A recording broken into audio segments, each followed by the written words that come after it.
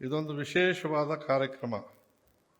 ಸಿದ್ದರಾಮಯ್ಯನವರ ನೇತೃತ್ವದಲ್ಲಿ ಈ ರಾಜ್ಯದಲ್ಲಿ ಮೊದಲು ಸಂಘಟನೆಯನ್ನು ನಾವು ನೋಡಿದ್ದು 500ನೇ ಕನಕ ಜಯಂತಿಯನ್ನು, ಬೆಂಗಳೂರಿನಲ್ಲಿದ್ದಂಥ ಕನಕ ಜಯಂತಿಯನ್ನು ಇಡೀ ರಾಜ್ಯಕ್ಕೆ ಕೊಂಡೊಯ್ದ ಕೀರ್ತಿ ಮತ್ತು ಆ ಸಂಘಟನೆಯ ಮುಖೇನ ಮಾನ್ಯ ಸಮಾಜದ ಜನ ಸ್ವಾಭಿಮಾನದಿಂದ ಬಾಳುವಂಥ ಒಂದು ಅವಕಾಶವನ್ನು ಕಲ್ಪಿಸಿದಂಥ ಕೀರ್ತಿ, ಅದರ ಸಂಘಟನೆಯ ಅಡಿಯಲ್ಲಿ ಕನಕದಾಸರ ಆಶೀರ್ವಾದದಿಂದ ಈ ರಾಜ್ಯದ ಮುಖ್ಯಮಂತ್ರಿಗಳಾಗಿ 2ನೇ ಬಾರಿಗೂ ಕೂಡ ಮುಖ್ಯಮಂತ್ರಿ ಆಗುವಂಥ ಅವಕಾಶವನ್ನು ಕಲ್ಪಿಸಿದಂಥ ಈ ಸಮಾಜದ ಬಂಧುಗಳಿಗೆ, ರಾಜ್ಯದ ಬಂಧುಗಳಿಗೆ ಅಹಲ್ಯಬಾಯಿ ಹೋಳ್ಕರ್ ಸಂಘಟನೆಯ ಪರವಾಗಿ ಧನ್ಯವಾದಗಳನ್ನು ಅರ್ಪಿಸ್ತೇನೆ. ಬಂಧುಗಳೇ, ಒಬ್ಬರು ನಮ್ಮವರು ಇದ್ದರು ಅಂತ ಹೇಳಿದ್ರೆ ಎಷ್ಟು ಸಂಘಟನೆಗಳು ಹುಟ್ಟುತ್ತವೆ, ಎಷ್ಟು ಜನ ಸ್ವಾಭಿಮಾನದಾಗ ಬಾಳ್ತಾರೆ ಅನ್ನೋದಕ್ಕೆ ಅನೇಕ ವಿಷಯಗಳಿವೆ. ನಾನು ಹೆಚ್ಚಿನ ಸಮಯನ ತೆಗೆದುಕೊಳ್ಳದೆ ಇವತ್ತು ಶೋಷಿತ ಸಮಾಜದ ಸಂಘಟನೆ, ಸಾಮಾಜಿಕ ಚಿಂತನೆ, ಏನು ಮಹಿಳೆಯರ ಸಬಲೀಕರಣ ಅಂತ ನಾವು ಮಾತನಾಡ್ತೇವೆ, ಈ ಎಲ್ಲ ರಂಗದಲ್ಲೂ ಇವತ್ತು ನಾವು ಸಿದ್ದರಾಮಯ್ಯನವರ ನೇತೃತ್ವದಲ್ಲಿ ಅಖಿಲ ಭಾರತ ಶೆಪರ್ಡ್ ಇಂಟರ್ನ್ಯಾಷನಲ್ ಸಂಸ್ಥೆ ಕಟ್ಟುವಂತ ಹಿಡಿದು ಕುರುಬ ಸಮಾಜದ ಸಾಂಸ್ಕೃತಿಕ ಪರಿಷತ್ತಿನ ಅಡಿಯಲ್ಲಿ ಅನೇಕ ಕಾರ್ಯಕ್ರಮಗಳನ್ನು ಮಾಡೋದಕ್ಕೆ ಪ್ರೇರಣೆ ಮಾನ್ಯ ಸಿದ್ದರಾಮಯ್ಯನವರು ಅಂತ ಹೇಳೋದಕ್ಕೆ ಸಂತೋಷವಾಗುತ್ತೆ.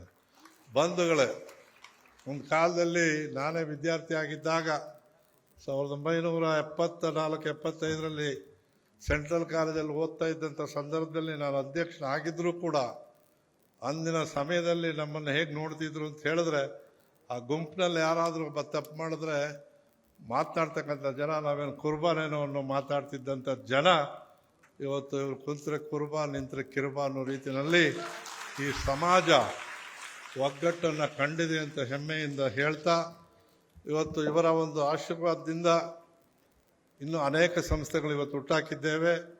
ಅವುಗಳ ಪೈಕಿ ಇಂದು ವಿಶೇಷವಾಗಿ ಮಹಿಳೆಯರ ಸಬಲೀಕರಣ ಅಂತ ಹೇಳೋದು ಮುಖ್ಯ ಅಲ್ಲ. ಮಹಿಳೆಯರನ್ನ ಮುಖ್ಯವಾಹಿನಿಗೆ ತರಬೇಕು ಅಂತ ಹೇಳಿದ್ರೆ ಸಂಘಟನೆಗಳ ಅವಶ್ಯಕತೆ ಭಾಳಷ್ಟು ಇವೆ. ಇವತ್ತು ನಾನಂತೂ ತುಮಕೂರಿನ ಮಹಿಳೆಯರಿಗೂ ಸಹ ಭಾಳ ಸಂತೋಷದಿಂದ, ಅಭಿಮಾನದಿಂದ ಹೇಳ್ತೇನೆ. ಕನಕಪತ್ತಿನ ಮಹಿಳಾ ಸಂಘಟನೆ ಇದೆ, ಹುಬ್ಬಳ್ಳಿಯಲ್ಲಿದೆ, ಶಿವಮೊಗ್ಗದಲ್ಲಿದೆ, ಜಿಲ್ಲಾವಾರು ಕೊಪ್ಪಳದಲ್ಲಿದೆ. ಎಲ್ಲ ಹೆಣ್ಣುಮಕ್ಕಳು ಇವತ್ತು ಭಾಳಷ್ಟು ಶ್ರಮವಹಿಸಿ ಸಂಘಟನೆಯಲ್ಲಿ ವಚನಾರವರ ನೇತೃತ್ವದಲ್ಲಿ, ಯಲ್ಲಮ್ಮರವರ ನಿರ್ದೇಶನದಲ್ಲಿ ಇವತ್ತು ಸಂಘಟನೆಯಾಗಿರ್ತಕ್ಕಂಥದ್ದಕ್ಕೆ ನಾನು ಭಾಳ ಆನಂದವನ್ನು ವ್ಯಕ್ತಪಡಿಸ್ತಾ. ಯಾಕೆ ಅಂತ ಹೇಳಿದ್ರೆ, ಸಂಘಟನೆಗಳು ಹುಟ್ಟಾಕೋದು ಭಾಳ ಸುಲಭ, ಆದರೆ ಅದನ್ನು ನಡೆಸ್ಕೊಂಡು ಹೋಗೋದು ಭಾಳ ಕಷ್ಟ. ಆ ದೃಷ್ಟಿಯಲ್ಲಿ ಈ ಸಂಸ್ಥೆ ಭಾಳ ಉತ್ತಮವಾಗಿ ಕೆಲಸ ಮಾಡ್ತಾಯಿದೆ.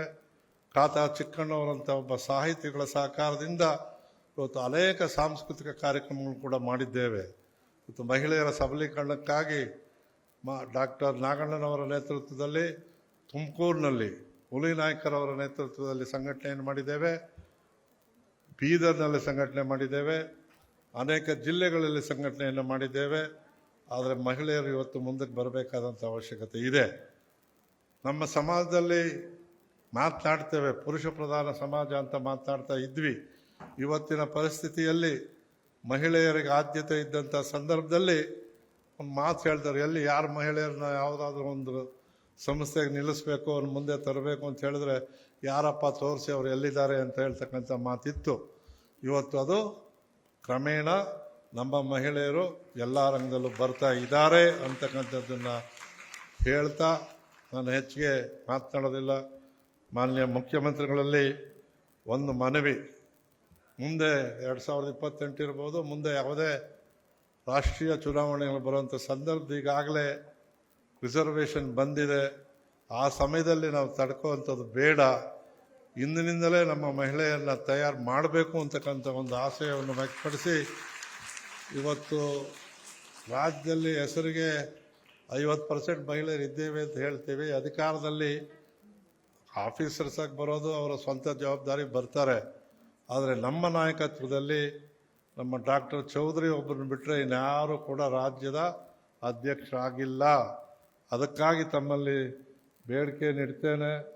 ಸುರೇಶ್ ಅವರಲ್ಲಿ, ಯಾಕೆಂದ್ರೆ ಪಕ್ಕದಲ್ಲೇ ಇರ್ತೀರ, ಮಹಿಳೆಯರಿಗೂ ಸ್ವಲ್ಪ ಅವಕಾಶವನ್ನು ಕೊಡಿ ಅಂತಕ್ಕಂಥ ಬೇಡಿಕೆಯನ್ನು ಇಟ್ಟು ಈ ಒಂದು ಸಮಾಜ ಇವತ್ತೇನು ಅಹಲ್ಯಾಬಾಯಿ ಹೋಳ್ಕರ್ ಅವ್ರ ಬಗ್ಗೆ ಹೇಳಬೇಕು ಅಂತ ಹೇಳಿದ್ರೆ, ನಮಗೆ ಈ ಭಾಗದಲ್ಲಿ ಮೊದಲಿಗೆ ನಾವು ಬರೀ ಕನಕದಾಸರಿಂದ ಪ್ರಾರಂಭ ಮಾಡಿದ್ವಿ. ಆದರೆ ಸಂತೋಷ, ಇವತ್ತು ಸಂಗೊಳ್ಳಿ ರಾಯಣ್ಣನ ಬಗ್ಗೆ ಮೊದಲು ಕನಕದಾಸರ ಬಗ್ಗೆ ಸಿದ್ದರಾಮಯ್ಯನವರು ಕೊಟ್ಟಂಥ ಕೊಡುಗೆ ನೀವೆಲ್ಲರೂ ಕೂಡ ಒಂದು ಸಾರಿ ಕಾಗಿನೆಲೆಗೆ ಹೋಗಿ ಬಂದು ನೋಡಿದ್ರೆ ನಿಮಗೆ ಭಾಳ ಸಂತೋಷವಾಗುತ್ತೆ. ಅದೇ ರೀತಿ ಬ್ರಿಟಿಷರ ವಿರುದ್ಧ ಹೋರಾಡಿದಂಥ ಸಂಗೊಳ್ಳಿ ರಾಯಣ್ಣನ ಬಗ್ಗೆ ನಮಗೆಲ್ಲರಿಗೂ ಕೂಡ ಹಿರಿಮೆ. ಆದರೆ ಆ ಒಂದು ಸಂಘಟನೆಗೆ ಪ್ರಾಧಿಕಾರವನ್ನು ರಚಿಸಿ 262 ಕೋಟಿ ರೂಪಾಯಿಗಳನ್ನು ಅನುದಾನವನ್ನು ಕೊಡುವ ಮೂಲಕ ಭಾರತದಲ್ಲೇ ಅತ್ಯುತ್ತಮ ಸೈನಿಕ ಶಾಲೆಯನ್ನು ಮಾಡಿದಂಥ ಒಂದು ಸಂತೋಷ. ಇವೆಲ್ಲ ಕೊಡುಗೆ ಸಿದ್ದರಾಮಯ್ಯನವ್ರಿಗೆ ಸೇರುತ್ತೆ. ಇಷ್ಟೇ ಅಲ್ಲ, ಅನೇಕ ಮಾಡಿದ್ದಾರೆ. ನಾವು ನಮ್ಮಲ್ಲೇ ಬೆಲೆ ತಟ್ಕೊಳ್ಳೋದಕ್ಕಿಂತ ಬೇರೆ ಸಮಾಜಕ್ಕೆ ನಾವು ಹೋಲಿಸ್ಕೊಳ್ಬೇಕಾಗುತ್ತೆ. ಇವತ್ತು 4 ಮಠಗಳನ್ನು ನಾವು ಕಟ್ಟಿದ್ದೇವೆ. 4 ಮಠಗಳು ಕೂಡ ಇವತ್ತು 4 ರೆವಿನ್ಯೂ ವಿಭಾಗದಲ್ಲಿ ಉತ್ತಮವಾದಂಥ ಕೆಲಸಗಳನ್ನು ಮಾಡ್ತಾ ಇವೆ. ಇವೆಲ್ಲರ ಜೊತೆಗೆ ಶೈಕ್ಷಣಿಕವಾಗಿ, ಸಾಮಾಜಿಕವಾಗಿ, ಆರ್ಥಿಕವಾಗಿ ಮುಂದೆ ಬರಬೇಕಾದಂಥ ಪರಿಸ್ಥಿತಿ ಇದೆ. ಒಂದು ವಿಶೇಷವಾಗಿ ನಾವು ಮುಂದಿನ ದಿನಮಾನದಲ್ಲಿ ಏನು ನಮ್ಮ ಸಮಾಜದ ಸಂಘಟನೆಗಾಗಿ ಇನ್ನೂ ಅನೇಕ ಸಂಸ್ಥೆಗಳು ಬೇಕಾಗಿದೆ. ಇನ್ನು ನಮ್ಮಲ್ಲಿ ನಾನು ಹೆಚ್ಚಿಗೆ ಕಾಲೇಜುಗಳು ಬೇಕು ಅಂತ ಕೇಳಕ್ಕೆ ಹೋಗಲ್ಲ. ಯಾಕೆಂದರೆ ರಾಮಚಂದ್ರಪ್ಪನವ್ರು ಭಾಳಷ್ಟು ಸಾರಿ ಹೇಳಿರ್ತಾರೆ, ನಾನು ಹೇಳಕ್ಕೆ ಹೋಗಲ್ಲ. ಒಂದು ಮೆಡಿಕಲ್ ಕಾಲೇಜ್ ಆದರೂ ತೆಗಿ, ಇಂಜಿನಿಯರ್ ಕಾಲೇಜಿಂದ ಇವತ್ತು ನಮಗೆ ಸಹಕಾರ ಆಗಲ್ಲ. ಅದು ಮಾನ್ಯ ಸಿದ್ದರಾಮಯ್ಯನವ್ರು ಏನು ಮೈಸೂರಿನಲ್ಲಿ ಕಟ್ಟಡ ಇದೆ, ಆ ಕಟ್ಟಡವನ್ನು ಮೆಡಿಕಲ್ ಕಾಲೇಜಾಗಿ ಪರಿವರ್ತನೆ ಮಾಡಿದ್ರೆ ನಮಗೆ ಹೆಲ್ಪ್ ಆಗುತ್ತೆ ಅಂತಕ್ಕಂಥ ಒಂದು ಬೇಡಿಕೆಯನ್ನಿಟ್ಟು ಹೆಚ್ಚಿಗೆ ಯಾವಾಗಲೂ ರೇವಣ್ಣ ಮೊನ್ನೆ ಭಾಷಣದಲ್ಲೂ ಹೇಳಿದ್ರು, ಈ ರೇವಣ್ಣ ಎಲ್ಲ ಇಂಥವೇ ಕೇಳ್ಬಿಡ್ತಾನೆ ಅಂತ ಒಂದೊಂದು ಸಾರಿ ರೇಗ್ತಾರೆ. ನಾನು ರೇಗಿಸ್ಕೊಂಡು ಭಾಳ ಸುಸ್ತು ಆಗಿದ್ದೀನಿ, ಸಂತೋಷನೂ ಪಟ್ಟಿದ್ದೀನಿ. ಯಾಕೆ ಅಂತ ಹೇಳಿದ್ರೆ ವೈಯಕ್ತಿಕವಾಗಿ ನಾನು ಕೇಳೋದು ಇಲ್ಲ, ನನಗೆ ಬೇಕು ಆಗಿಲ್ಲ. ನನಗೆ ಬೇಕಾಗಿರ್ತಕ್ಕಂಥದ್ದು ಸಮಾಜದ ಏಳಿಗೆಗೆ ನಮ್ಮ ಕೊಡುಗೆ ಬೇಕು. ಇವತ್ತು ಆ ದಿಕ್ಕಿನಲ್ಲಿ ಅನೇಕ ಕೆಲಸಗಳಾಗಿವೆ. ನಾನು ಹೆಚ್ಚು ಸಮಯನ ತೆಗೆದುಕೊಳ್ಳೋದಿಲ್ಲ, ಒಂದೇ ದಿವಸದಲ್ಲಿ ಎಲ್ಲ ಹೇಳೋಕ್ಕಾಗೋದಿಲ್ಲ. ಇವತ್ತು ನಮಗೆ ಒಂದು ಸಂತೋಷ ಏನಪ್ಪ ಅಂದರೆ, ಕರ್ನಾಟಕದ ನನ್ನ ಮಾಗಡಿಯ ಯುವಕ ಇವತ್ತು ರಾಜ್ಯದ IASನಲ್ಲಿ ಪ್ರಥಮ ಸ್ಥಾನಕ್ಕೆ ಬಂದಿರತಕ್ಕಂಥ ಕುರುಬರ ಆ ಹುಡುಗರಿಗೂ ಕೂಡ ಇವತ್ತು ಅಭಿನಂದನೆ ಹೇಳಿ, ಅದೇ ರೀತಿ ಬೆಳಗಾವಿನ ಕುರಿ ಕಾಯ್ತಕ್ಕಂಥ ಹುಡುಗ ಒಬ್ಬ IPS ಮಾಡಿದ್ದಾನೆ ಅಂತ ಹೇಳಿದ್ರೆ, ಶ್ರಮ ಮತ್ತು ಬದ್ಧತೆ ಇದ್ದರೆ ಅದು ಸಾಧ್ಯ ಅಂತಕ್ಕಂಥದ್ದನ್ನು ಹೇಳಿ ಎಲ್ಲ ರಂಗದಲ್ಲೂ ನಾವು ಬರಬೇಕು.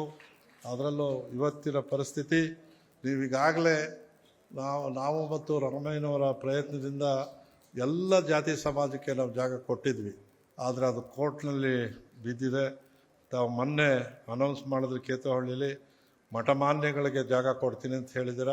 ಅದರ ಜೊತೆಯಲ್ಲಿ ಯಲಹಂಕದಲ್ಲಿ ಅಂತ ಹೇಳಿದ್ರೆ ಮಾನ್ಯ ಸುರೇಶ್ ಅವರ ನೇತೃತ್ವದಲ್ಲಿ ಆ ಯಲಹಂಕದಲ್ಲಿ ಯಲಹಂಕದಲ್ಲಿ ಮಹಿಳೆ ಈ ಸಂಘಕ್ಕೂ ಕೂಡ ಜಾಗ ಕೊಡಿಸಿ ಅಂತಕ್ಕಂಥದ್ದನ್ನು ಕೇಳ್ತಾ, ತಾವು ಅರ್ಬನ್ ಡೆವಲಪ್ಮೆಂಟ್ ಮಂತ್ರಿ ಇದ್ದೀರಿ, ತಮ್ಮ ಸಮಯದಲ್ಲಿ ಇಡೀ ರಾಜ್ಯದಲ್ಲಿ ಎಲ್ಲೆಲ್ಲಿ ಅವಕಾಶ ಇದೆಯೋ ನಗರಗಳಲ್ಲಿ ಅಲ್ಲೆಲ್ಲ ಒಂದೊಂದು ಸೈಟ್ ಕೊಡಿಸ್ಬೇಕು. ಅದೇನು ದೊಡ್ಡ ಕೆಲಸ ಅಲ್ಲ, ಅದಕ್ಕೆ ಪ್ರಯತ್ನವನ್ನು ಮಾಡಬೇಕು ಅಂತಕ್ಕಂಥದ್ದನ್ನು ಹೇಳಿ ಇನ್ನು ಹೆಚ್ಚು ಸಮಯವನ್ನು ತೆಗೆದುಕೊಳ್ಳದೆ ಅಹಲ್ಯಾಬಾಯಿ ಹೋಳ್ಕರ್ ಅವರ ಆದಮೇಲೆ ಹೇಳ್ತಾ ಇದ್ದೀನಿ. ಅವರ ಬಗ್ಗೆ ಇನ್ನೂ ಮಾತನಾಡ್ತಕ್ಕಂಥವ್ರು ಭಾಳ ಜನ ಇದ್ದಾರೆ. ಏನು ನಮ್ಮ ಕೃಷ್ಣಾಬಾಯಿ ಅವರು ಅನೇಕ ಕೃತಿಗಳನ್ನು ರಚಿಸಿದ್ದಾರೆ. ಇವತ್ತು ಕೂಡ ಶ್ರೀರತ್ನ ಅಹಲ್ಯಾಬಾಯಿ ಹೋಳ್ಕರ್ ಅಂತ ಈಗ ಪುಸ್ತಕವನ್ನು ಬಿಡುಗಡೆ ಮಾಡಿದ್ದಾರೆ. ಇದ್ರ ಜೊತೆಗೆ ಅವರು ಮೊದಲೇ ಒಂದು ನಾಟಕ ಕೂಡ ಬರೆದಿದ್ದರು. ಆ ನಾಟಕಗಳನ್ನ ಕೊಂಡು ಓದಿ ಪ್ರೋತ್ಸಾಹವನ್ನು ಕೊಡಿ ಅಂತ ಹೇಳ್ತಾ, ಏನು 12 ಜ್ಯೋತಿರ್ಲಿಂಗಗಳನ್ನು ಅಂದಿನ ಕಾಲಕ್ಕೆ ಆ ಕಾಲಮಾನದಲ್ಲಿ ಆ ಮಾತೆ ಅಹಲ್ಯಾಬಾಯಿ ಮಾಡಿರ್ತಕ್ಕಂಥದ್ದು ಇಡೀ ಭಾರತದಲ್ಲಿ ಯಾವ ಹೆಣ್ಣುಮಗಳು ಮಾಡಿಲ್ಲ, ಯಾವ ಮನೆತವೂ ಮಾಡಿಲ್ಲ. ಆಕೆ ನಮ್ಮಗಳು ಅಂತ ಹೇಳ್ಕೊಳ್ಳೋಕ್ಕೆ ಭಾಳ ಹಿರಿಮೆ ಆಗ್ತದೆ, ಸಂತೋಷವಾಗುತ್ತೆ. ಇವತ್ತು ಬದ್ರಿ ಕೇದಾರ ಇರ್ಬೋದು, ಕಾಶಿ ವಿಶ್ವನಾಥ ಇರ್ಬೋದು, ಎಲ್ಲೆಲ್ಲಿ ನೋಡಿದ್ರೂ ಆಕೆಯ ಒಂದು ಗುರುವು ಇದೆ ಅಂತಕ್ಕಂಥದ್ದನ್ನು ಹೇಳ್ತಾ, ನಮ್ಮ ನಾಡಿನಲ್ಲಿ ಉಡುಪಿನಲ್ಲೂ ಕೂಡ ಇದು ನಮ್ಮ ಒಂದು ಅಲ್ಲೂ ಒಂದು ಜಾಗ ಇದೆ. ಅದು ನಮ್ಮ ಅಹಲ್ಯಾಬಾಯಿ ಹೋಳ್ಕರ್ ಕ್ರೆಡಿಟ್ ಕೋಆಪರೇಟಿವ್ ಸೊಸೈಟಿಯ ನಮ್ಮ ಶ್ರೀಮತಿ ಹೆಸರೇನು ಪ್ರಭಾವತಿ ಆಯಮ್ಮ ಜಾಗ ಹುಡುಕಿದಾಳೆ. ಆ ಜಾಗಕ್ಕೆ ಕೂಡ ನಾವು ಪ್ರಯತ್ನ ಮಾಡಿ ಆ ಜಾಗ ನಾವು ಕೈಗೆ ತಗೊಳ್ಬೇಕು ಅಂತಕ್ಕಂಥ ವಿಷಯವನ್ನು ಹೇಳಿ ಇನ್ನು ಹೆಚ್ಚು ನಾನು ಮಾತನಾಡಿದೆ. ನನ್ನ ಮನೆಯಲ್ಲಿ ನನ್ನ ಶ್ರೀಮತಿಯವರ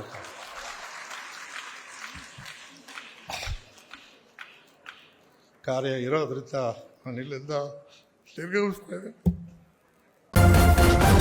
ನ್ಯೂಸ್ ಫಸ್ಟ್ ನಿರ್ಭೀತಿಯಿಂದ ನಿಮ್ಮ ಪರವಾಗಿ.